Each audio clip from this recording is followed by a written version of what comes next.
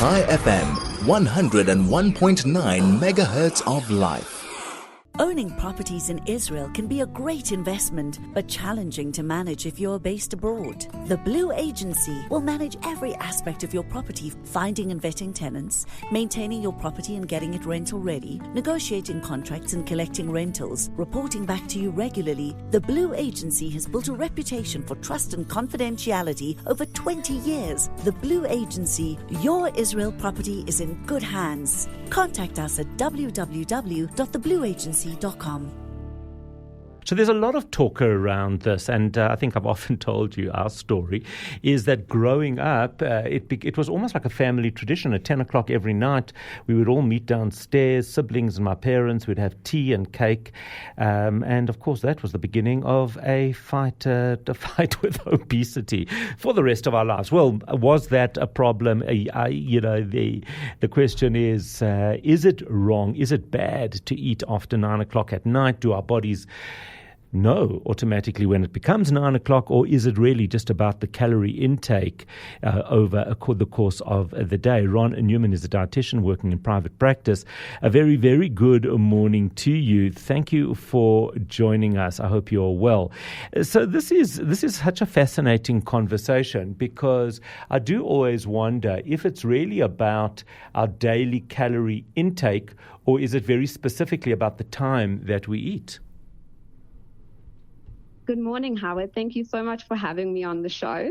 So this is a very interesting topic that is going around currently. And yes, there definitely is something that is very exciting to talk about when it's eating after 9 p.m. So our bodies run on a 24-hour circadian rhythm. So what that means is that the digestive system has its own internal clock. Right. So during the evening, digestion naturally begins to slow down. And Right. because of that, gastric emptying and the food that is basically emptying from the stomach may be slower. And especially what we love to look at is insulin sensitivity, because when it gets to nighttime, it declines. So our body actually becomes less efficient when processing glucose compared to earlier in the day. And so this topic is actually known as chrononutrition, which is not just looking at what we eat, but also when we eat. So what happens if we eat late at night?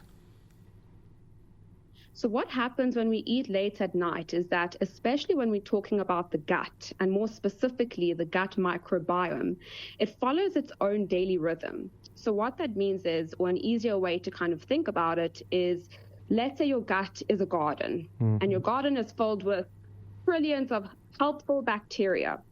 So those bacteria basically thrive on routine. So different bacteria become more or less active at different times of the day, which depends on normal feeding as well as your fasting cycles. So especially eating late at night can disrupt these rhythms, and this reduces microbial diversity. And especially in children, which we have noticed in private practice too, is that many children will want to binge eat late at night or eat more highly processed, sugary, high-fat foods, and that can actually affect growth hormone. So growth hormone is very vital for growth, muscle repair, brain development, and especially if children or even adults are eating late at night, growth hormone can actually be disrupted and therefore delayed sleeping, and it's really a whole cycle altogether.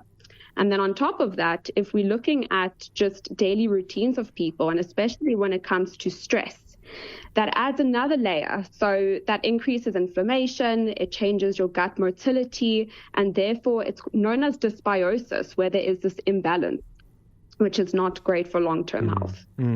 So if somebody does feel hungry at night, are there specific foods that are better to eat than others?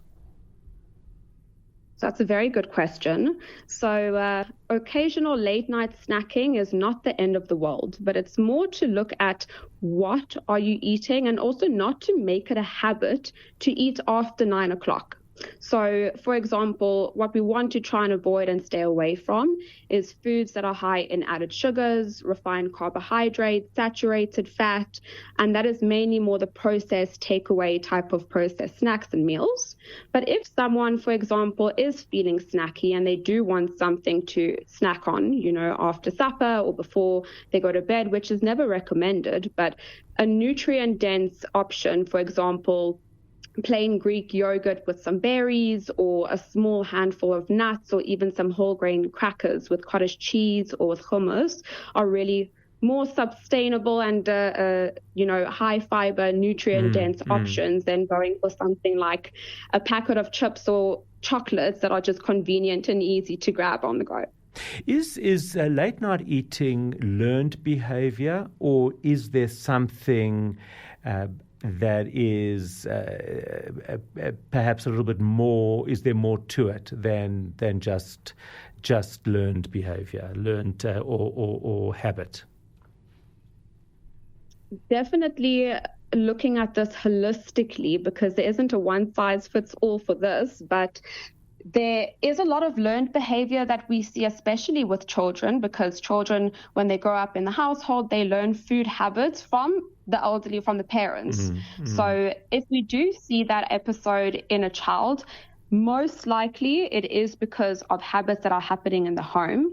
But if we also look at other things, so if we're speaking specifically about adults, stress is one of the biggest factors that we see, people wanting to snack and have food later on at night. So it's not necessarily that they are not eating substantially throughout the day, but maybe the day is actually catching up to them where they feel like, okay, I'm so stressed, I need something to emotionally regulate me. So it's very psychological when we look at that, and they want to eat something.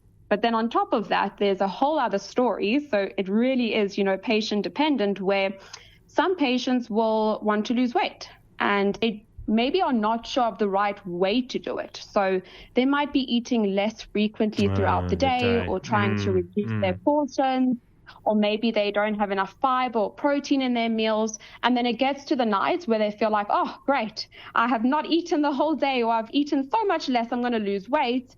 And then they realize that the hunger is going to catch up to them. And that's when they start to go and, snack and binge eat. That's where we do need to leave it. Thank you for that fascinating conversation. Ron Neuman, dietitian working in a private practice, talking about late night snacking. Are you a late night snacker? That's what I want to know. And if you are, what is it that you like to snack?